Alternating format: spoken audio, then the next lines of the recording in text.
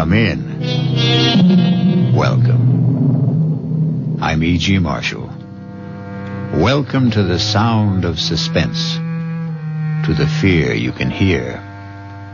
Welcome to the world of terrifying imagination. Our story is about a very old man, living just outside a tiny village.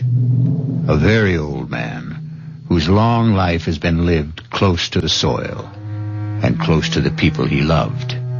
People still living and people long dead.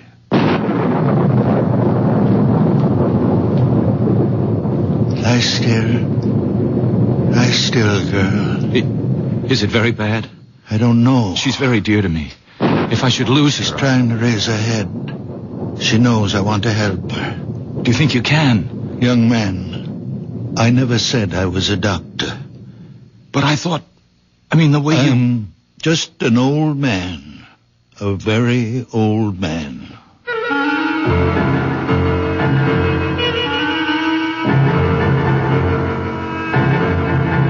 Our mystery drama, A Very Old Man, was written especially for the Mystery Theater by Elspeth and stars Santos Ortega. I'll be back shortly with Act One.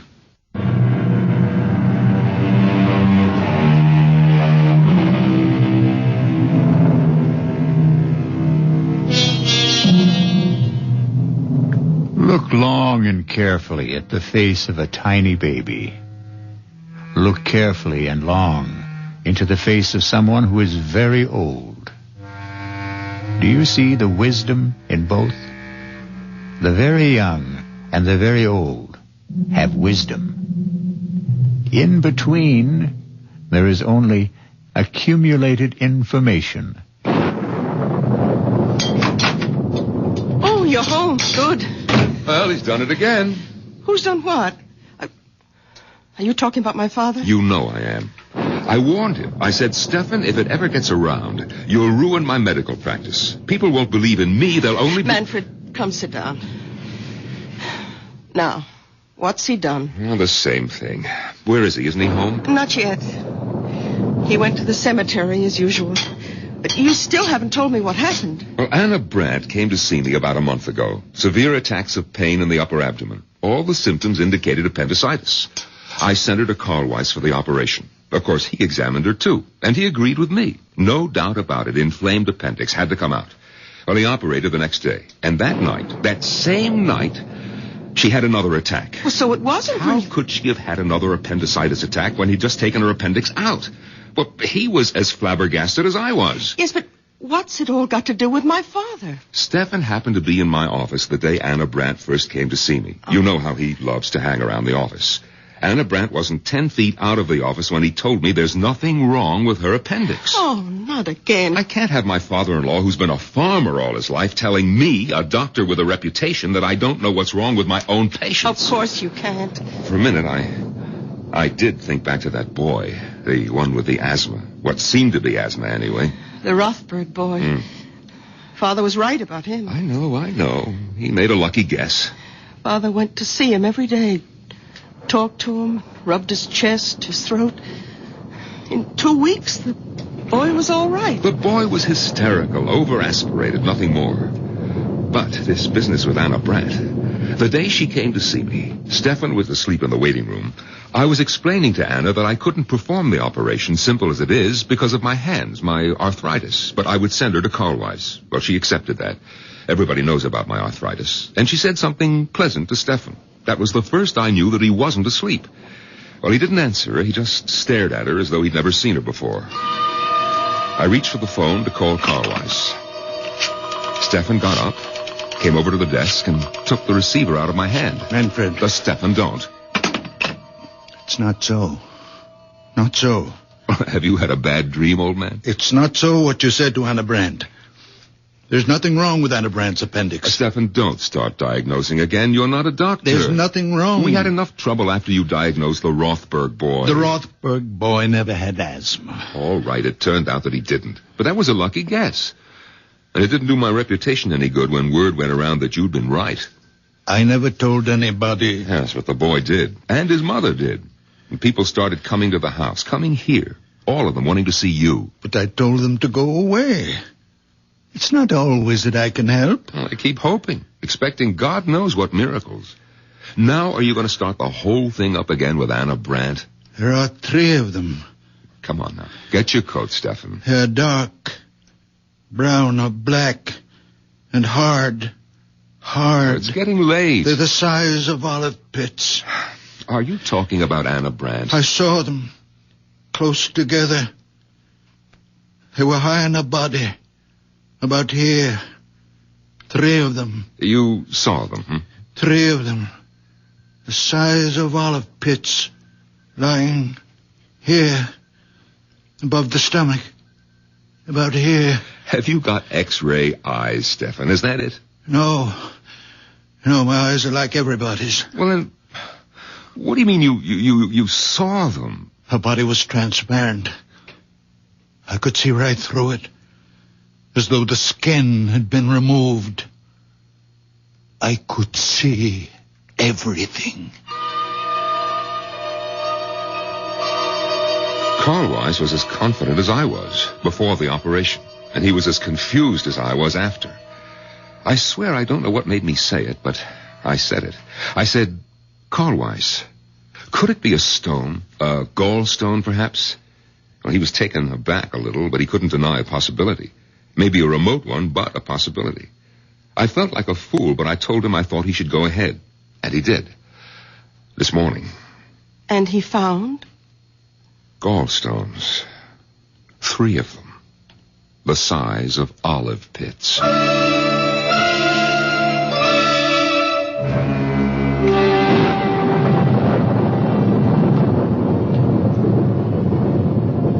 Lie still, girl. Is it very bad? I don't know. She's very dear to me. She's trying to raise her head. She's trying to tell you something. She knows I want to help her. Do you think you can, Doctor? Young man, I never said I was a doctor. What? But the way you... I'm just an old man. A very old man. Well, I took it for granted, the way you spoke. My son-in-law is a doctor. Manfred Gottlieb. I live with him and my daughter Bertha. Oh, then you know something. You've learned things from him. No, I know nothing. Only what I see, what I feel. When I passed you by the cemetery, what were you doing? My wife is buried there. Did I harm her? No, I even think she's a little better. Her eyes, they look brighter. Not so full of pain. You did nothing but touch her. Stroke her a little and talk to her. Let me look at your hands. No, they're just hands. What should they be? Now let me... Well, your hands are warm. On a night like this. More than warm. Hot. Very hot, as though they were burning from inside.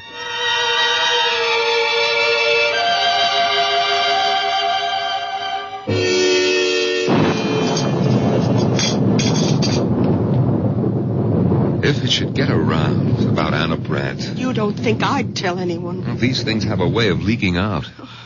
Look, you're not going to tell Father, are you, that Carl Weiss found the 3 stones? You think I shouldn't? He wouldn't tell anyone. He didn't tell anyone about the Rothberg boy. It was the boy's mother who shouted it from the housetops. And look what happened. People showing up here. When he saw them, he hid in his room. And when they left, he went to the cemetery, sat by my mother's grave. You think that he's there now? Oh, I suppose. Sometimes he stays for hours. I wish he'd get home before the rain starts.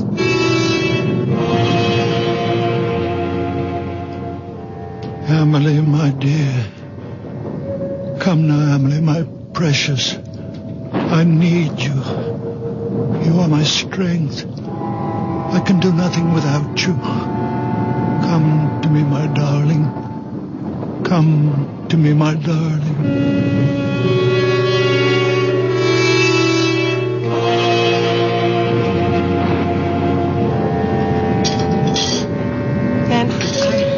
I don't want him to start thinking that any of this is real. He mustn't think that he has some magical power. Listen, if you treat him as though he were possessed in some way, he might begin to believe it, and then his mind... Who knows what might happen? Bertha, have you thought that perhaps it's already happened? No. That he is deranged? I won't believe that. He's my father. I love him. He's old and childish, and sometimes I'm impatient. I am too, often. But only the way I'd be with a child. In many ways, he is my child. The only child I have. Oh, my dear. I thought you'd stop brooding about that. Oh, I have. I stopped last year when I turned 40. But that's why. Because I have no child, he's twice as precious to me. I understand. I do understand. You know that I'm fond of him. Then let's leave him as he is. Don't let him think he's different from other people. Whatever you say. You know, the Widow Holder has been asking for him. Widow Holder? Why? They keep telling me in the village that she has this great swelling on her head, big as an egg. Yes, I've heard about it. And she's afraid of doctors. Bertha, you don't suppose... The rain, it started. It's coming down like crazy. Oh, Father! Oh, thank goodness. I made it. Just in time. You shouldn't take such chances. Why weren't you home for dinner? Where have you been? I kept something hot for you. Thank you. Now, give me your coat. That's it. Oh, where were you all this time? I didn't Bertha tell you? At the cemetery. You didn't go to see anybody? No, I didn't go to see anybody. No. Here's a plate for you, Father. Nice pot roast and potatoes. Thank you, Bertha. I'm sorry I wasn't here for dinner. I lost track of the time. I ran into somebody. We talked a little. Oh. Manfred, let's go up to bed. Ah. Father, you'll be all right? Of course I'll be all right. Go to bed. Oh. Good night, dear. Good night, daughter. Good night, Steph. Oh, Manfred. Yeah? How is Anna Brandt? Anna Brandt? I thought about it tonight. In the cemetery. Is she all right? Yes, she's fine. I thought she was. I had a feeling... Good night. Enjoy your dinner. Good night. His asking about Anna Brandt? He hasn't even mentioned her since that day in the office. Bertha, could he have heard about Carl Weiss finding the gallstones? Oh, he'd have said so. He always says precisely what's on his mind. There are times when I wish he didn't. Listen, he's talking to himself in the kitchen. Sounds as though he's calling someone. Manfred, he's an old man. Leave him be. Oh, please close the door. Come to bed. It sounds like Amelie. What? Did you say Amelie? Wasn't that your mother's name? No, it was my sister's. Oh, Bertha, I never knew you had a sister. You never told me. It was so long ago, before I was born. Their first child. She only lived an hour. My mother told me they'd just agreed on a name. Father leaned over the crib to kiss her, and she was dead. But that was 45 years ago. All these years he's never mentioned her. What was that? The door opened downstairs. Well, he's gone out. In this rain. Where could he have gone? There's only one place. He's gone to the cemetery.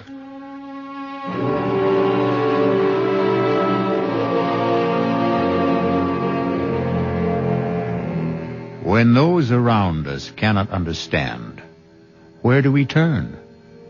When the world is dark, where do we go? To the unknown? Or to the once familiar, the once well-known, the once well-loved? To those who have left the dark earth and moved into light. I'll be back shortly with Act 2.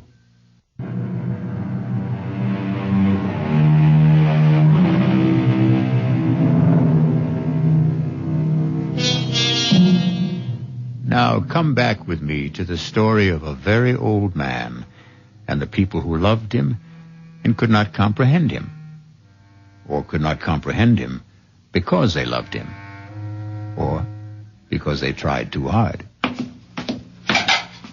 Breakfast on the table, Manfred. All right, darling. Oh, well, did you talk to him? He's still asleep. Oh, let him sleep. After last night. Yes, we're lucky if he doesn't come down with pneumonia. He was drenched, Bertha, soaked clear through. Lying across your mother's grave with the rain beating down on him, crying, Amelie, Amelie, as though his heart was broken. Amelie is buried next to Mother. Bertha, are you going to ask him about her? Oh, it's been so long, 45 years. You know, in all that time, I've never heard him say her name. Naturally, I never mentioned it. She died years before I was born. Your mother never talked about her? Oh, just that once. When she told me she wanted to be buried near her. And how she died. Manfred, she was only 1 hour old. Yes, crib deaths, they happen. We don't know why. They thought of naming me Amelie at first, my mother said. It's a pretty name. Who's that? So early in the morning. Yes. Is this the Gottlieb house? Yes, it is. And you're Manfred Gottlieb, Dr. Gottlieb? Yes, I am. But I don't see patients at home. My office is... Oh, no, I'm not a patient. The patient's outside. Well, bring the patient to my office in about an hour. No, there's no need. She's quite well. Completely cured. Well, then what's the point of... I hoped I could see the old man. Your father-in-law, is he? Stefan? What's this about my father? Madame, good morning. Beautiful morning, isn't it? After last night, all that rain. You wanted to see my father? If I may. Well, what about? He's asleep. Oh, I'm sorry. Well, when he does wake up, would you tell him the patient recovered and is better than ever? Lively, frisky, enjoying life to the full, romping in the fields. What patient is this? You said she's outside. Yes, right there. Look, the picture of health.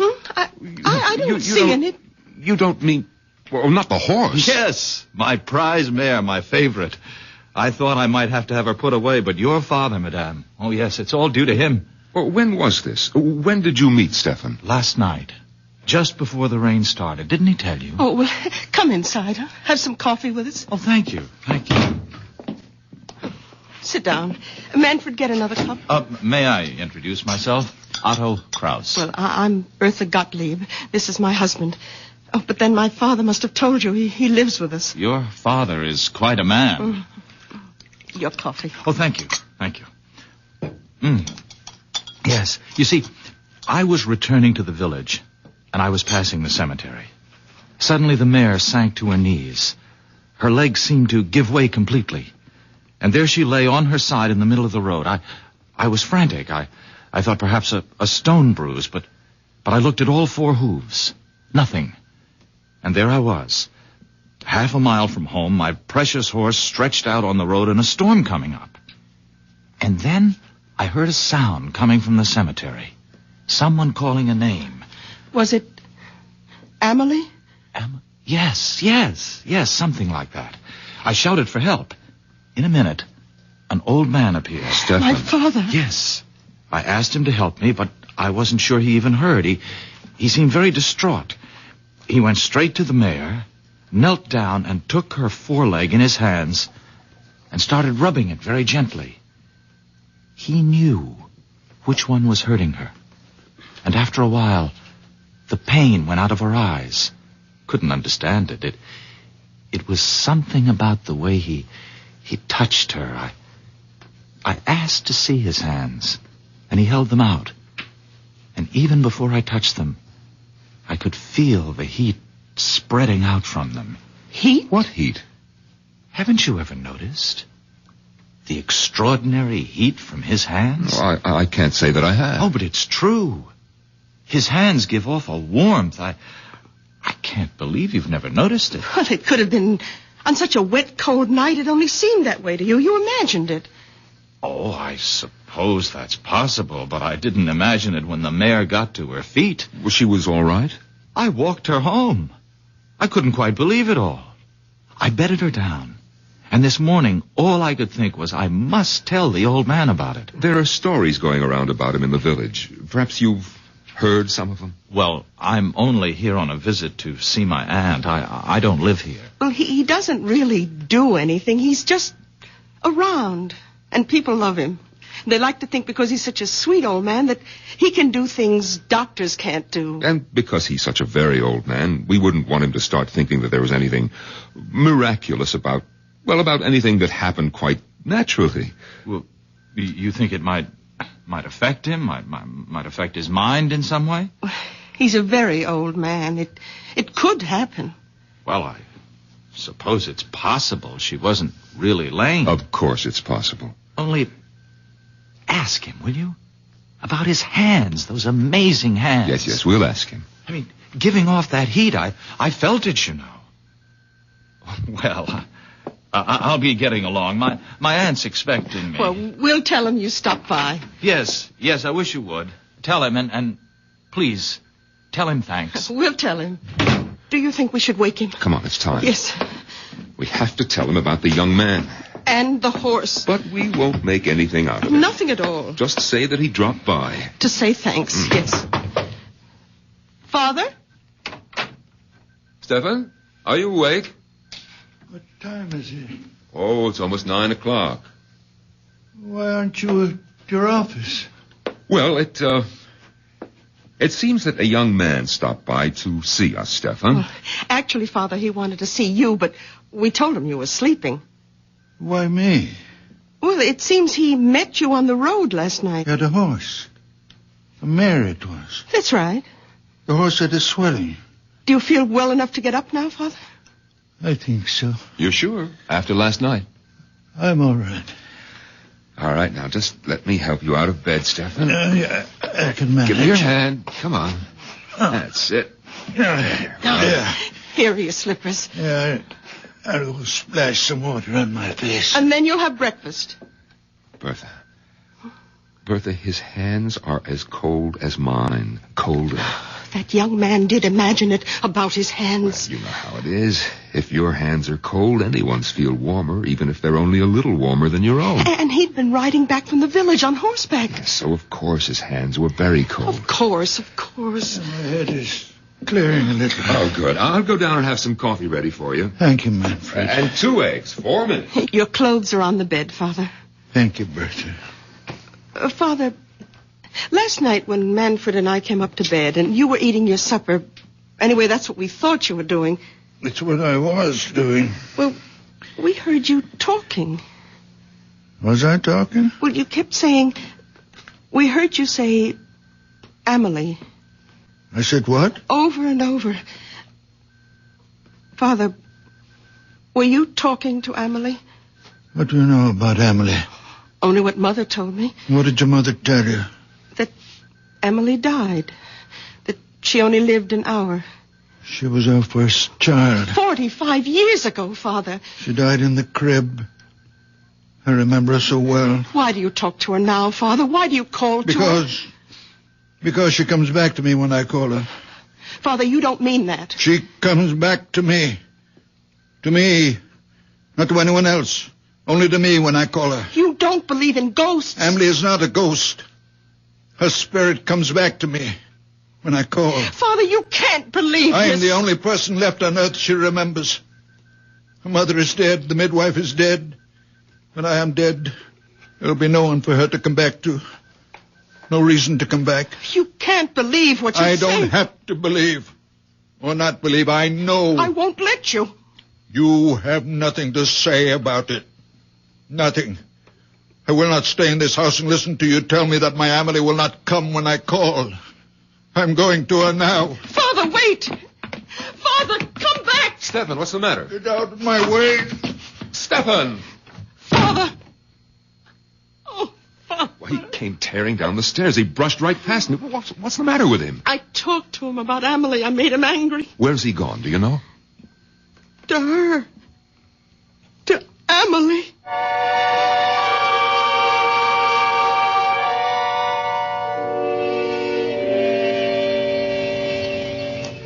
Emily, I need you, darling. Come be with me, my darling. Your father needs you. I need you, my sweet Emily. Old man? Oh, my Emily. Stefan? Emily. Stefan, can I help you, old man? No. No. You remember me, don't you? From last night? The young man with the mare. She was lame. Ah, you should see her now. They told me she's better. Better than better. Come have a look. Please come. Look there. Look at her. Oh, very much fine.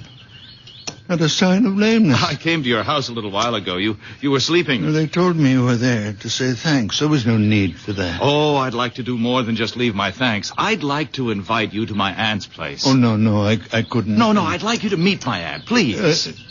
Your aunt won't mind? No, not a bit. Come on, we'll both ride the mare. Here, I'll give you a leg up. You're sure about your aunt now? Oh, she'll be delighted. She doesn't get out much these days. Is she very old? Well, she's not young, but that's not why she stays home. She has this disfiguring growth on her head. It makes her shy. Well, she should see a doctor. No, she won't. Absolutely refuses, won't hear of it, hates them all. Oh, that's very wrong. Oh, yes, all the money in the world and won't go to a doctor.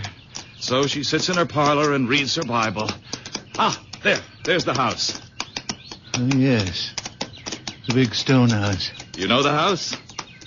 I've admired it since I was a boy. My aunt bought it when my uncle died. My uncle was Fritz Holder. You've heard of him, the manufacturer? I don't think so. Around here, I understand my aunt is known as the Widow Holder.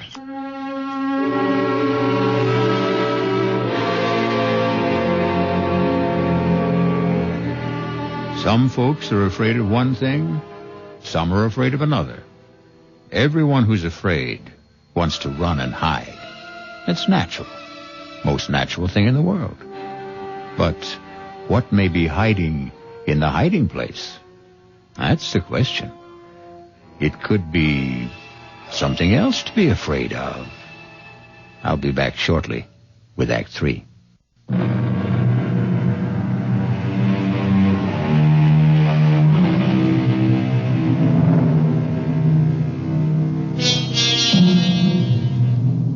A very old man is mounting the steps of a big stone house in the company of a very young man whose aunt is known to the village as the Widow Holder. Listen now. My aunt is in. Otto? Ah, there you are, just where I knew you'd be. Come in, Stefan. Where have you been all morning, Otto? I missed you at breakfast and Oh, you brought someone with you. Yes, this is the very wonderful man I met near the cemetery last night when my mare went lame. Stefan, this is my aunt, Mrs. Holder. How good of you to come by. Madam. I don't have many visitors, not anymore. And I seldom go out because of this on my head. I don't like to be seen. I hope it doesn't offend you. No. Doesn't offend me at all. Well, it offends me. Perhaps I'm too sensitive, but that's the way I am. So I sit here and read my Bible. And that Bible's too heavy for you to hold in your lap all day. But it's the family Bible. It's the one I'm used to. I love this Bible. All right. Sit down, Stefan. I'm all right. I'll stand. Oh, both of you, sit down. And Otto, you tell me where you've been all morning and why you weren't at breakfast. Now, I told you last night how the mare went lame and how I met Stefan near the cemetery. Well, this morning, I let her out of her stall and she was dancing on her toes. I couldn't believe it. Stefan hadn't done a thing but rub her postern a bit. Is that really all you did? I did nothing. Well, he talked to her, rubbed her foreleg, and talked to her. How remarkable. You're a remarkable man. No. Oh, you're staring at me. Oh, I apologize. It's this awful growth. Otto, fetch me my shawl. I'll cover my head. No. Please. It's in my bedroom. I am not offended. I give you my word. Otto, don't go. No, it's all right. I'll be right back. Mrs. Holder, I am not offended. I am sorry I stared so. I will not stare again. Please forgive me. It's quite all right. Please, be calm. Sit down. I can't. Otto mentioned that you live with your daughter. Is that right? My daughter, Bertha. And your son-in-law. Manfred. They have children. No children. How sad. Oh, here comes Otto with my scarf. Mrs. Holder, forgive me, but I must take the Bible from you and... Oh! Stefan, have you gone mad? Forgive me. I could not help myself. Aunt, are you all right? I think so. I saw him take the Bible off your lap. Stefan. He hit me with it. He brought it down on my head with all his strength. Forgive me, I didn't know what I was doing. I wouldn't hurt you, Mrs. Holder. I wouldn't hurt anybody. When I feel this way, I see things. I feel things. The Bible seemed to put itself in my hands. I didn't think what I was doing. I could not think. The feeling was so great that I must smash this thing on your head. That's all I wanted to do, Mrs. Holder, to get rid of it. And it looks to me as though you'd done that, Stefan. Aunt, go look in the mirror. I know I'm not always in control of myself. I do things. I don't know why. I see things. I don't know why. But I would never hurt anyone. It's unbelievable. The growth is gone. Will you forgive me? And there's no blood. No blood at all. All the same, I'm going to get you to a doctor. No doctors, no. No, a blow on the head like that. No, I'm all right. My head is clearing now. It was just a shock. And that awful, ugly thing is gone. I don't need a doctor. Let me take you to my son-in-law. He's a fine doctor, a nice man. Maybe you've heard of him? Manfred Gottlieb? Gottlieb? You will like him. Manfred Gottlieb is your son-in-law. A wonderful man. A good doctor. But you must be Bertha Gottlieb's father. You cured the Rothberg boy. And I've heard talk about Anna Brandt. Look what you did for Otto's mare. Look what you've done for me. Oh. Why, you're the man I've been trying to find. I've been asking for you. It was God's hand let you here. Let me take you to Manfred's office. I don't need him. I only need you.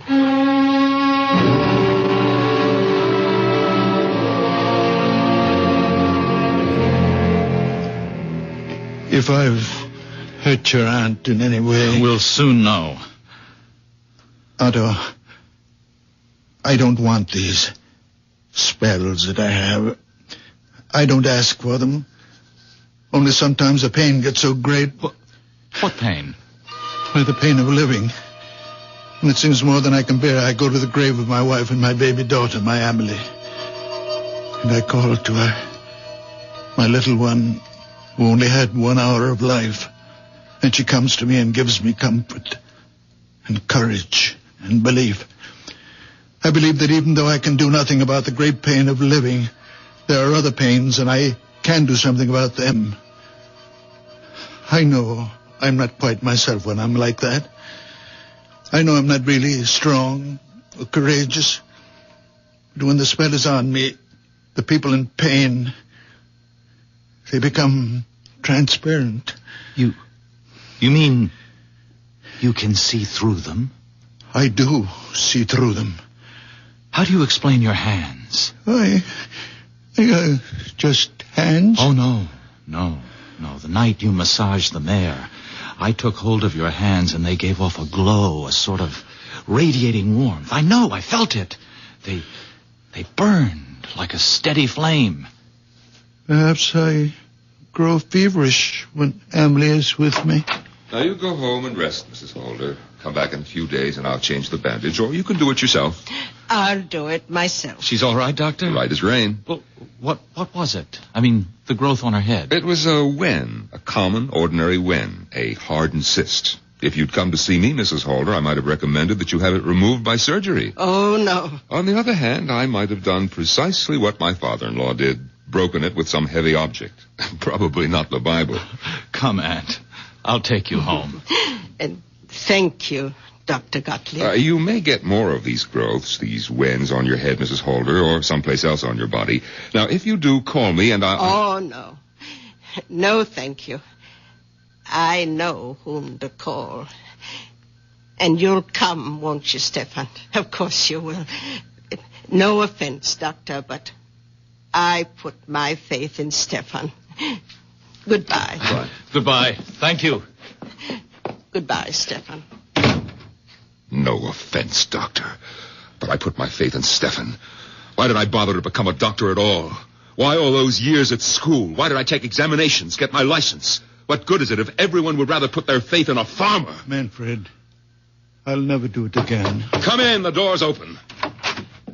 Oh, you again? Doctor, those pains are back. Well, of course those pains are back, because you've been drunk day and night. What do you expect? Can't you do something, Doctor? No, I can't. Only you can. Stop drinking. You've been drinking steadily for 30 years, and you have cirrhosis of the liver. But the pains are awful. Stop drinking for a month, and then come back and see me, and don't come back before. Silly old fool. Hasn't been sober for 10 minutes since he was 16. I can't help him if he won't... Manfred, he has an obstruction of some kind. He has a diseased liver. But he has an obstruction in the intestines. Now, look, you're not starting all over again, are you? I saw. I could see it. It's getting to be more than I can take, Stefan. You're interfering. I saw. He was standing in the doorway, and I saw. His body was transparent. I could see everything. In his intestines, there is an obstruction. And that's what gives him pain. Stop it, Stefan. I'm warning you. It's all so clear, I know. You're going to stop it if I have to.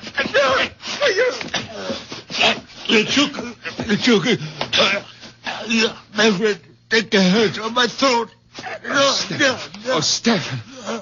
Stefan, I'm sorry. I didn't mean to do... Stefan. I'm all right. Let me lie down. I'm all right. Let me loosen your shirt. Oh, Stefan, I don't know what possessed me. I lost control. It's all right. Stefan, look. Look at my hands. Look how they move. My fingers. No pain from the arthritis. What does it mean? It means... Well, it must mean the arthritis is better. It's gone, perhaps. Oh, Manfred. The way I unbuttoned your shirt. So fast. No trouble. No pain. Is it possible? It's true. Look. Look how I can move them, Stefan. The way you used to.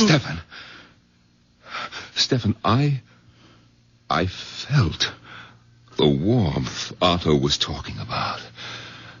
The heat from your hands. When you were trying to tear my hands from your throat, I felt it. A warm glow. You really felt it? Yes, a glow. A radiance. Stefan, give me your hands. Yes. There it is. It's a fire. A fire.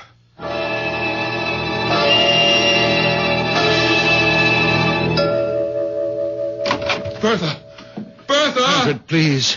I think you're wrong. No, how can I be wrong? Look at these fingers. Look how they move. Watch me unbutton my coat. Oh, Stefan, I had to lose my temper. Try to choke you in order to touch you. I might have killed you. Oh, you wouldn't Where's have. Bertha? Bertha! Manfred, you're excited Excited? I'm delirious. I can go back to surgery. We'll be rich again. Our lives will change. Yours, too. I don't want my life changed, Manfred. If it means my daughter thinks me mad, deranged. Oh, she won't. It's only when my Amelie is with me, my little one, that I see him. It's Amelie who gives me the power.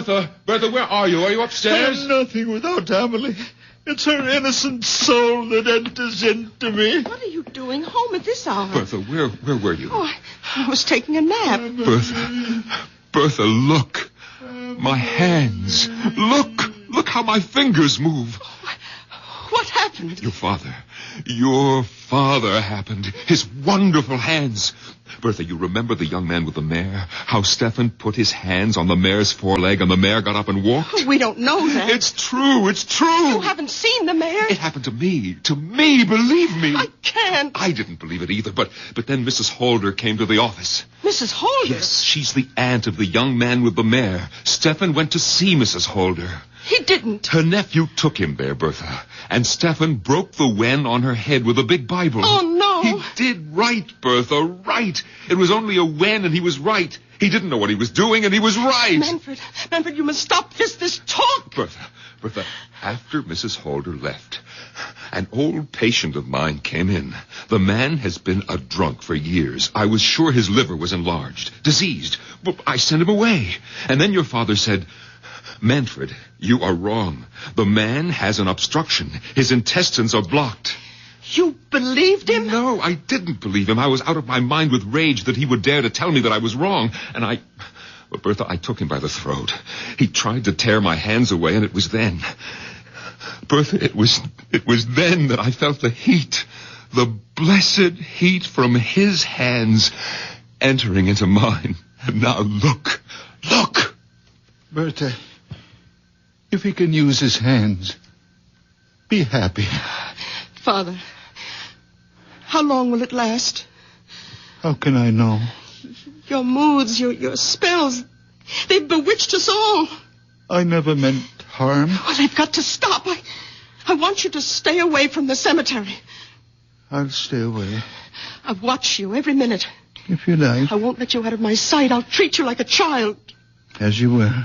Because you are a child. I am a very old man. From now on, you're my child. No.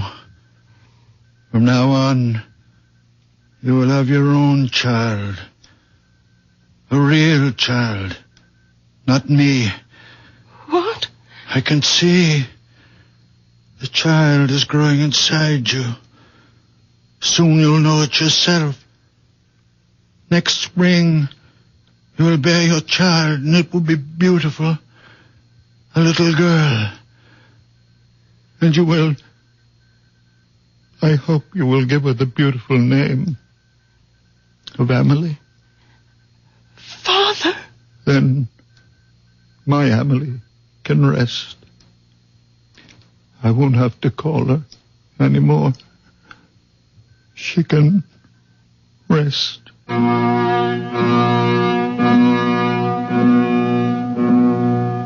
Did you believe our story? For that matter, did I? Now, really, what difference does it make if you believe it or if I do?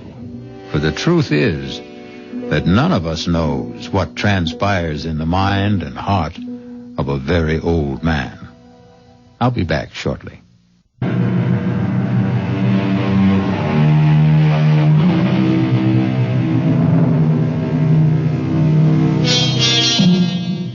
Ever happen to look up the word murder in a dictionary?